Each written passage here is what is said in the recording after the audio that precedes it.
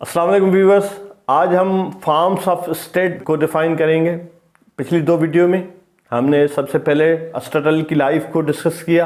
Aristotle की life के discuss करने के बाद हमने उसके कॉन्स्टिट्यूशनलिज्म जो प्रील्यूड था इसी लेक्चर का, उसको हमने डिफ़ाइन किया। और इस थर्ड वीडियो के अंदर हम देखेंगे कि उसने क्लासिफिकेशन किस तरह से की है, स्टेट की क्लासिफिकेशन किस तरह से की है। बेसिकली उसने स्टेट को दो तरीके से कैटेगराइज किया। एक वो स्टेट जो गुड स्टेट, पिछली वीडियो में हमने जैसे डिस्कस किया, उसने कहा था एक अच्छी स्टेट्स होती हैं, बुरी स्टेट्स होती हैं। उसने ये भी कहा था कि अच्छी स्टेट्स वो होती हैं जो जनरल इंटरेस्ट को सर्व करे, और बुरी स्टेट्स वो होती हैं जो पर्सनल इंटरेस्ट को, किसी रूलिंग क्लास के इंटरेस्ट को सर्व करे। उसके लिए अच्छी स्टेट के लिए अच्छे कॉन्स्टिट्यूशन होते हैं, बुरी स्टेट के बुरे कॉन्स्टिट्यूशन होते हैं। तो इस तरह से वो दो कैटेगरीज बनाता है, एक अच्छी स्टेट, दूसरी बुरी स्टेट्स। तो अच्छी स्टेट है उसमें तीन टाइप की स्टेट होती हैं, और बुरी स्टेट्स है उसमें भी तीन टाइप की स्टेट्स होती हैं। तो अच्छी स्टेट्स है उसके तीन टाइप, सबसे पहले मोनार्की, सेकंड नंबर पे एरिस्टोक्रेसी, तीसरे नंबर पे पॉलिटी। अब जो मोनार्की होगी, अच्छी मोनार्की होगी, उसके अंदर एक रूलर होगा और वो एक वर्चुअस एक रूलर होगा। जो अच्छी जो एरिस्टोक्रेसी होगी, अच्छी स्टेट होगी, एरिस्टोक्रेसी होगी जिसमें चंद वर्चुअस लोग होंगे, जो उसके जो पर्सनल लोग होंगे, जिस चंद ग्रुप होगा जो एक कंट्री पे रूल करेगा, लेकिन वर्चुअस होंगे।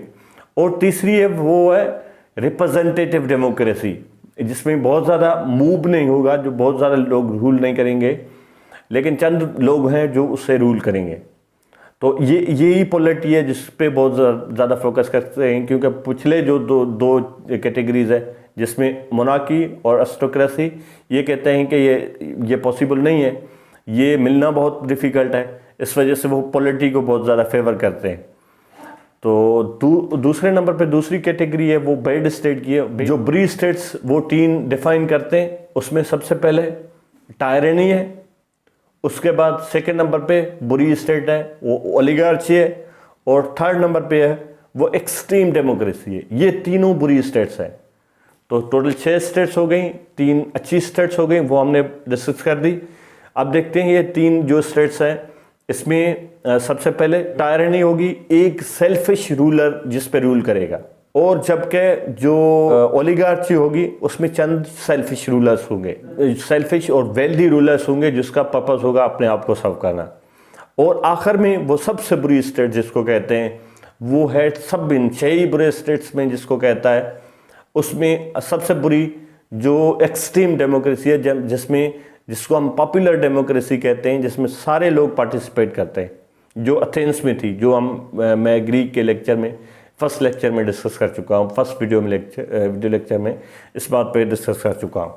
तो हम इसको समराइज करते हैं। उस तरह से दो कैटेगरीज हैं स्टेट्स की, एक अच्छी स्टेट, दूसरी बुरी स्टेट्स। अच्छी में 3 आते हैं, बुरी में 3 आते हैं। अच्छी में 3 कौन सी हैं?